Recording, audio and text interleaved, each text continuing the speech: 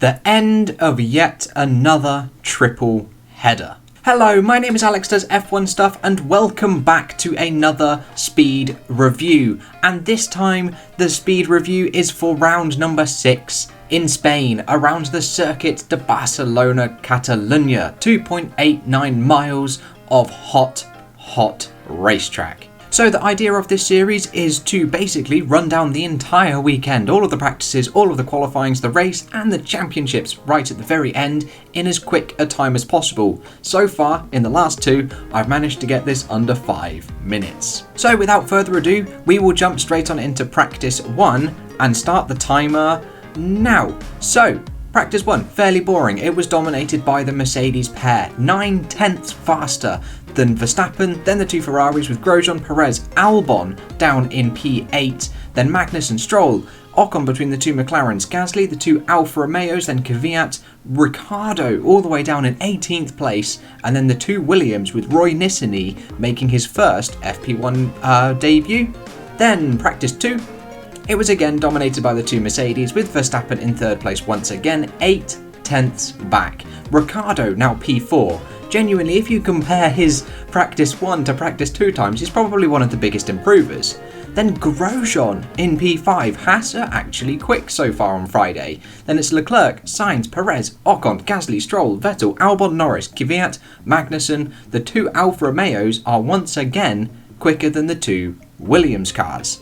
And finally, practice 3. We have once again Mercedes 1-2.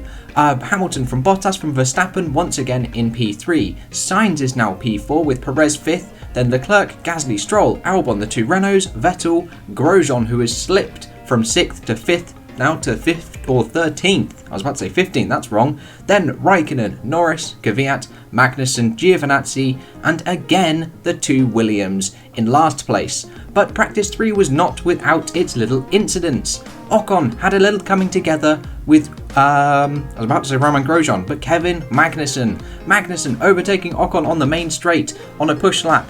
Then both going through turns 1, turns 2. Through turn 3, they both pull over to the right hand side and Ocon loses control and smashes up his Renault. And with practice out of the way, fairly uneventful and Mercedes dominated, we head to qualifying.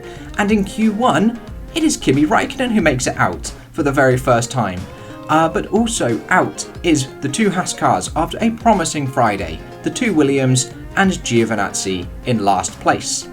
And heading into Q2, the tyres that people go through on are the softs. Everybody is through on the softs with Vettel out by just 0.02 of a second. Qualifying was so very close this weekend, with Kvyat, Ricciardo disappointingly for Renault, Raikkonen making it to P14 and Ocon P15 after the mechanics rebuilt his car.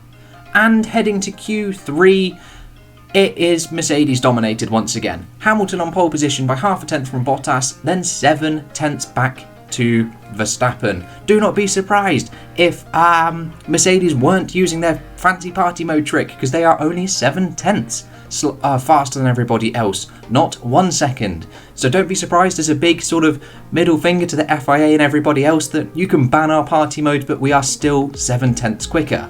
You've then got the 2 racing points with Perez coming back, Albon in P6, then Sainz, Norris, Leclerc and Gasly making it into the top 10. And with qualifying out of the way, we move on into the race.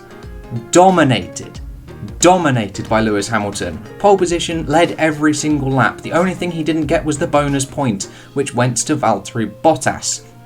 And finally, a good race result for Racing Point.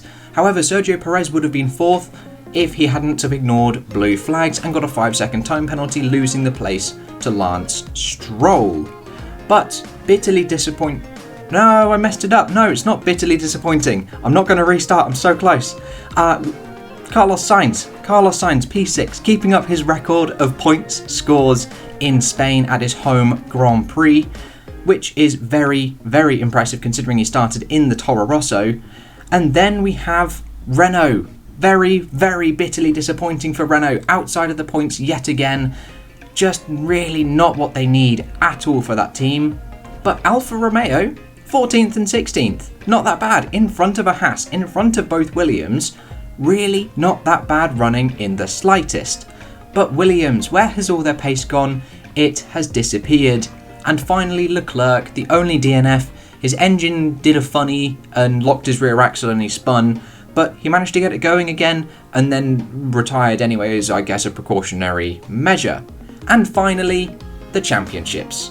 The largest drivers gap we have had so far, 37 points from Hamilton to Verstappen, then Bottas in third, then Leclerc, Albon, Stroll, Norris has slipped to P7, Perez, Sainz, the two Renaults, Vettel, Gasly, Hulkenberg, Giovinazzi, Kvyat, Magnussen, Latifi, Raikkonen, Russell and Grosjean.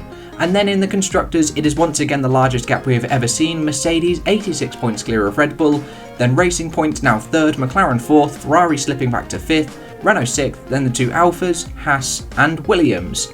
With the graphs looking a bit like this, a jumbled mess of the midfield with Leclerc leading all the way down to Giovinazzi and Magnussen, with the top three absolutely miles clear. And it's much the same in the Constructors' Championship. Mercedes dominating in front of Red Bull and Red Bull dominating in front of the midfield. It's all basically done and dusted for P1 and P2, and review is done.